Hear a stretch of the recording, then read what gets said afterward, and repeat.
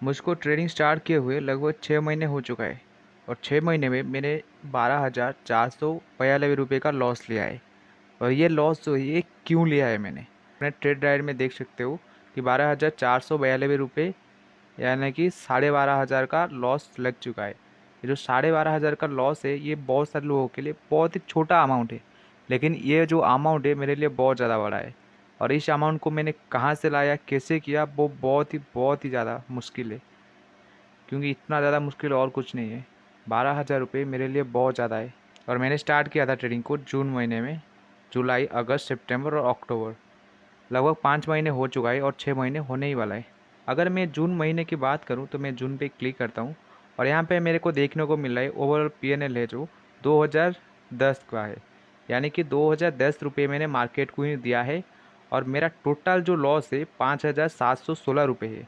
और ये जो 5,716 रुपये, ये इतना ज़्यादा लॉस कैसे हो गया? मैंने मार्केट को तो सिर्फ 2,000 ही दिया था।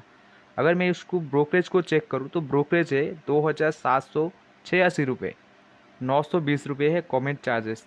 और इसके साथ साथ मैंने ट्रेड किया था 151 ट्रेड। अगर इस सारे ट्रेड को मैं एनालिसिस कर रहा हूँ तो मुझे एक चीज़ पता चल रहा है कि जितना बड़ा लॉस मेरे को नहीं हुआ है उससे ज़्यादा मैंने ब्रोकरेज दिया है। ये तो मेरा जून महीने का गया। मैं अभी जुलाई महीने की बात देखता हूँ कि जुलाई महीने में मेरे को कितना लॉस हुआ था।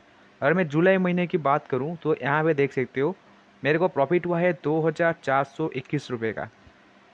और मेरा टोटल लॉस जो है वो है 1,370 रुपये का।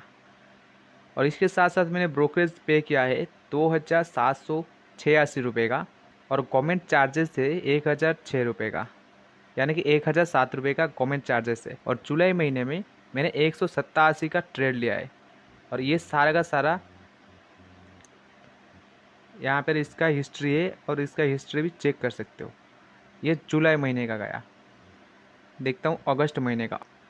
और अगस्त महीने में मैंने ट्रेड किया था 54 का, 54 ट्रेड लिया था। और इसमें मेरे को लॉस जो है मार्केट को मैंने दिया है 282 रुपये मार्केट को दिया है। और टोटल लॉस जो है मेरा 1,283 रुपये का टोटल लॉस है। अगर मैं गवर्नमेंट चार्जेस की बात करूँ तो 268 रुपये है गवर्नमेंट चार्जेस। और ब्रोकरेज है 733 रुपये का ब्रोकरेज है। और ट्रेड मैंने लिया था 54। और ये सारा उसका पूरा का पूरा डेटा है। अगर मैं सितंबर की बात करूं तो मेरे को यहाँ पे प्रॉफिट देखने को मिल रहा था 2,170 का। और मेरा टोटल जो प्रॉफिट है वो 510 का ही प्रॉफिट हुआ है। और ब्रोकरेज मेरे को देना पड़ा 1,100 का। और ट्रेड मैंने किया था 96। और गवर्नमेंट चार्जेस थे 600 रुपये। अक्टूबर की बात करूँ तो अक्टूबर में मेरे को टोटल लॉस हुआ था 2,509। और इसके साथ साथ लॉस मैंने लिया है 4,633 रुपये का। अगर ब्रोकरेज की बात करें तो 1,577 का ब्रोकरेज पे किया है और ट्रेड लिया था 93 का। और इसके साथ साथ गवर्नमेंट चार्जेस जो है वो है 546 का। और ये जो सारा का सारा डेटा है यहाँ पर देख सकते हो कि अक्टूबर महीने में मेरे को टोटल लॉस देखने को मिला था 2,509 का। सितंबर में मेरा प्रॉफिट हुआ था 2,170 का। अगस्त में 282 का लॉस था। जुलाई में 2,421 का प्रॉफिट था। और जून महीने में 2,000 का लॉस हुआ था। अगर ये सारा चीज़ को मैं एक कॉपी में लिखता हूँ और मैं देखता हूँ, अगर मैं मार्केट की बात करूँ तो ये 5 महीने में मैंने मार्केट को सिर्फ 211 रुपये ही दिए हैं। और ब्रोकरेज की बात करें तो 8,960 रुपये ही ब्रोकरेज बन रहा है।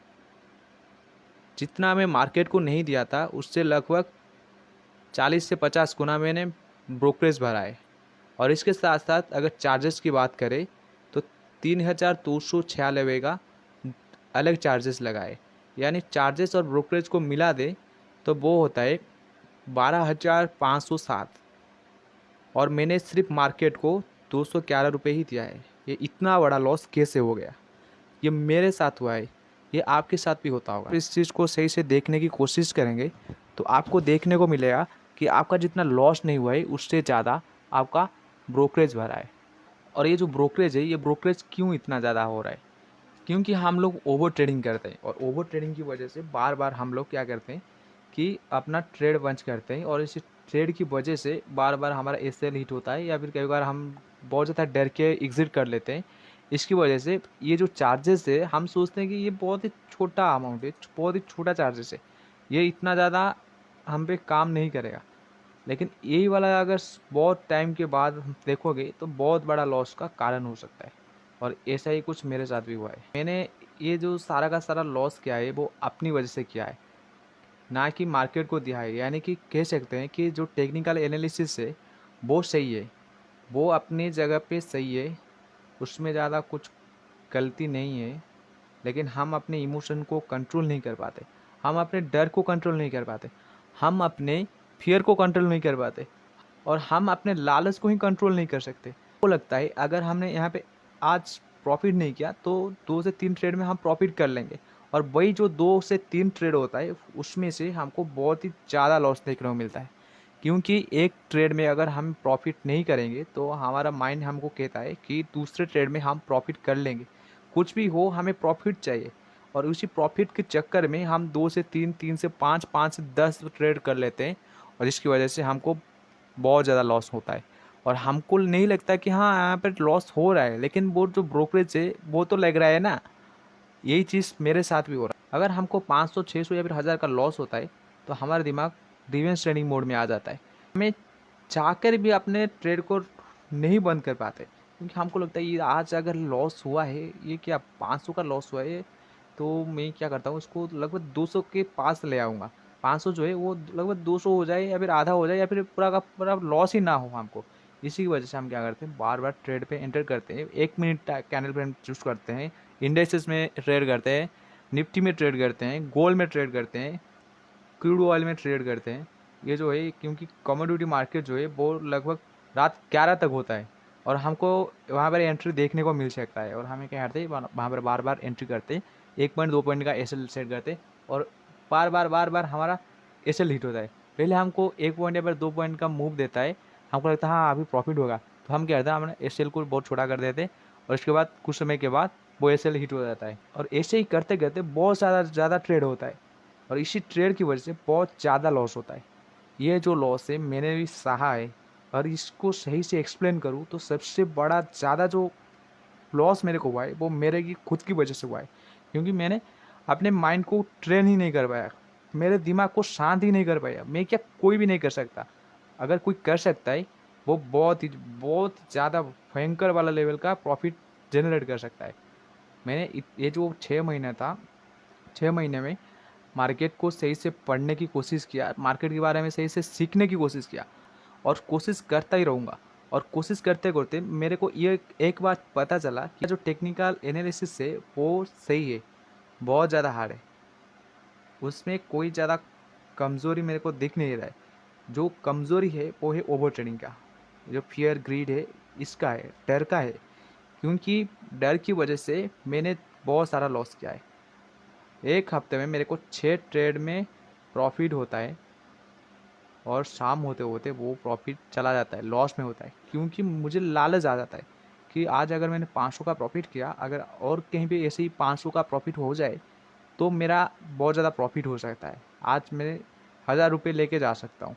और ये जो 1000 रुपये का चैलेंज है जो दिमाग में हमारा घूमता रहता है कि आज हमने 50 खोया है तो 100 लेके जाएंगे, या फिर 500 लॉस किया है तो 1000 लेके जाएंगे, ये वाला जो लेके जाएंगे ना, यही वाला चीज़ हमको बहुत तेज़ी से खींचता है नीचे।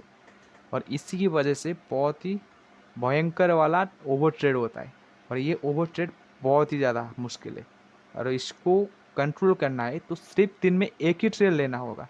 जितना दिन से मैं ट्रेड किया है, अगर उस दिन से मैं सिर्फ एक ही ट्रेड लेता तो ये वाला जो लॉस है मेरा पॉजिटिव में होता, यानी कि प्रॉफिट होता 12,000 का, 12 से 15,000 का प्रॉफिट होता है। क्योंकि हर दिन में लगभग 500 से 600 का प्रॉफिट मैंने देखा है। एक हफ्ते में लगभग 5 दिन, लगातार 5 दिन तक मैंने प्रॉफिट लिया है।